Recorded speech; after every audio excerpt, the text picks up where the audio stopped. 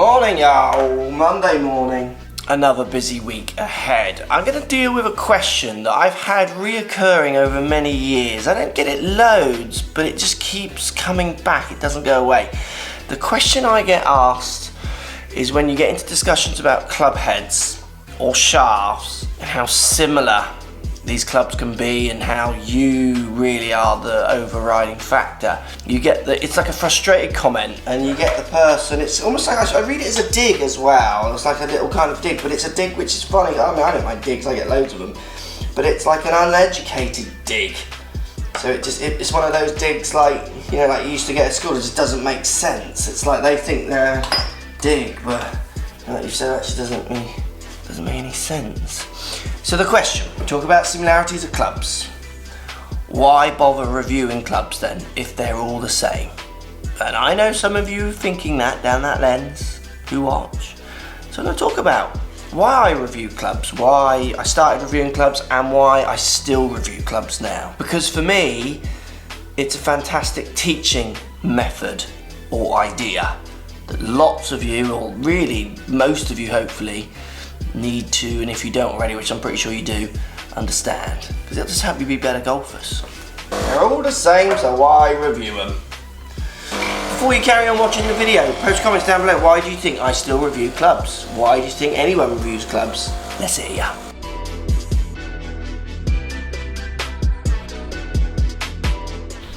How's that, Danny boy? Little cup of tea by Lester. Enjoy it. He's good at them, isn't he? Yeah, got my protein bar. How you doing, Matt? I'm alright, yeah, all good, yeah. We're talking why I review clubs today. Oh, great. Why do I review clubs? To hit everyone 262. Is that not why? Yeah, but so why do it? If they all go the same distance, why do it? Wow, yeah. Pointless. I do question why you do it too. Danny boy, why do you think I still review clubs if they all go the same distance? Because I think you like to take on the company's marketing kind of things. Okay. So what they say about their products, you want to sort of just get in a bit more detail, look at it, and see if what they're saying is actually true. Yeah, because obviously so the companies do have different taglines each year, don't they? They do, yeah. We do this now, we do that now. And I absolutely like trying to make sure that those taglines are always challenged and tested. And to be honest with you, the companies used to hate that at the start. They didn't want me to do that. No. That's why they all pretty much hated me at the beginning. And then they started to learn that the audience actually quite liked that. Everyone does that now. And the companies now, I mean, I work with a company, Titleist, who actively want me to keep challenging their taglines, other people's taglines. That's part of our deal with that. Yeah. I do keep challenging it. They like it. Because you've got to remember when I started, it was the magazines, and they still do giving gold awards. And I would just look at that and just think, like, what is that? Like, that, you know, this low spin X driver compared to this medium spin driver, they're not the same club for the same person at all. And that's the other thing, if you think about it, if you think about something like Callaway, they make two models. I want people to understand what those two models do or don't do for their game, subject to what they bring to it. Because obviously the biggest thing that will influence things like spin, is it going to be weight or is it going to be maybe the player? We all kind of know now, hopefully, that it's a player, aren't we? Yeah. But then strike as well. But you're only talking club can only do 300, whereas a player can do thousands, can't he? Absolutely. Spin, so the player is by far in control. Yeah. Which has always been the kind of moral that I've wanted in all my reviews. So why do you think, I get this question repeatedly, so why do you think people ask me, why do you still do reviews? They're obviously looking at a review as purely a distance only thing, I guess. When I do shaft flex videos, I get it. Yes. And when I say 262 or that certain tech isn't really doing stuff, when I say certain tech isn't really doing stuff that I can measure, I know there is a group of people, they want that investment that they've done on clubs to be doing something. And also, and my dad says it as well, it amazes me, oh, they wouldn't say it if it didn't do that. That one. Guess what my dad does for a living? Salesman. He's a salesman. He says that to me and I just think, you know, come on. He's just an honest salesman. Yeah. Really honest. Successful, honest salesman in the world. Distancing that you said that they all think that a club should go further is why the drivers get the most views as well, isn't it? Yeah, and they're searching for that. They just want that to hit it as far as they can. Yeah. That's why you get the most on drivers, and your hybrid don't get any. Yeah, but that's what's interesting, isn't it? Yeah. Proven by many people that 200-yard bit is the weakest part of most amateurs' games, yet the hybrid review gets much smaller views than the driver review. It's interesting. I understand people are thinking, I want to see if this one's going to give me an extra 10 yards. I certainly am not putting that message out there, so it frustrates me that message is still there. There must be people feeding that message. The companies definitely are, and possibly others, because I think it's a shame. It's so misleading. For anyone who wants to get better, really. Why wouldn't it be refreshing if a company just said, this does the same as last year, but it looks slightly different? I've had this conversation, right? I've had this conversation with 3 companies. Yeah, it's shiny. I've Everyone said to likes them, shiny stuff. I've said to them, so Mizuno is a great example. MP Irons, when I was you had the same model, I think, for about 7 years. Ping I2 was the same model, don't quote me on this, but I think it was for like 11 years. One company will do it 1 year. They will go, this is the X whatever club, and it'll just if it's successful, it'll just run. And we've changed it to blue. Yeah, exactly. But it'll run for 4 years or 6 years, and everyone will be quite refreshed by that. Think about an iron that just ran for 10 years. You would be intrigued, thinking it must be good. They're not changing it. And when the sales go down, they'll say that blue makes it faster. Yeah.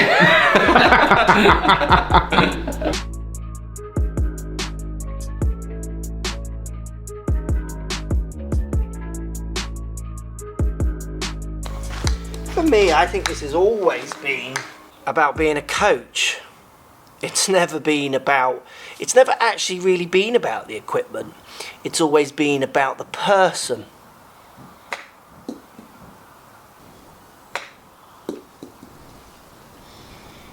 It's been about what a piece of equipment can do. Bear in mind, loads of different people are going to try it.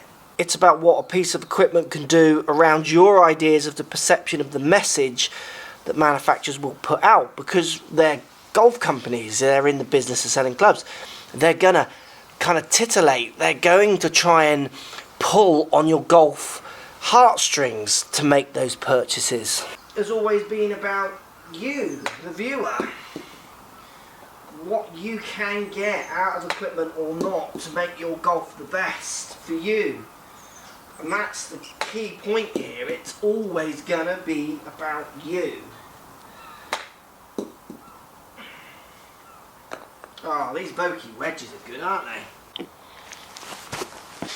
So when I hear people thinking that it's about which one goes further, I've never made videos, at least I don't think I have, where 2 drivers are being compared to see if one will go longer than the other. That's part of the whole comparison.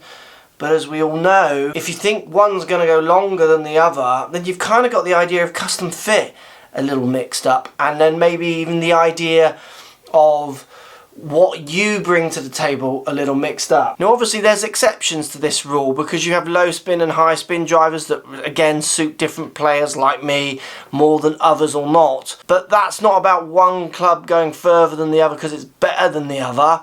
It's better for that player. It's that individual aspect that always has to be the biggest player here. I've spoken to companies about it. I know I could title, reviews Cobra versus Callaway, long drive, massive balls competitions, whatever, and people will buy into that. People do think that Cobras go further than Callaways, and Callaways go further than TaylorMades, and TaylorMades go further than Titleist, and Titleist go further than Mizunos, whatever way round it is.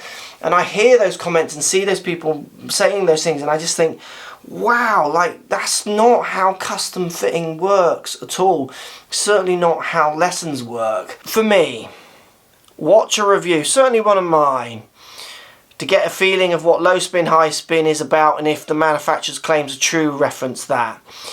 If they've got a new face, a new speed sasha, I can't even say it, speed frame, they've got a new carved out bit at the bottom, they've got a new top, watch my reviews to see if that's making any difference. Watch my reviews then to see what head sizes and looks reflect and mean to me, and how that might empower you or not to have confidence in when you go to your fits to go, yeah, I see what he means, that does look big, that does look small, or I like that, he didn't like that, or I don't like that, like he didn't like it. For me, it kind of empowers you to understand that it is so much about you.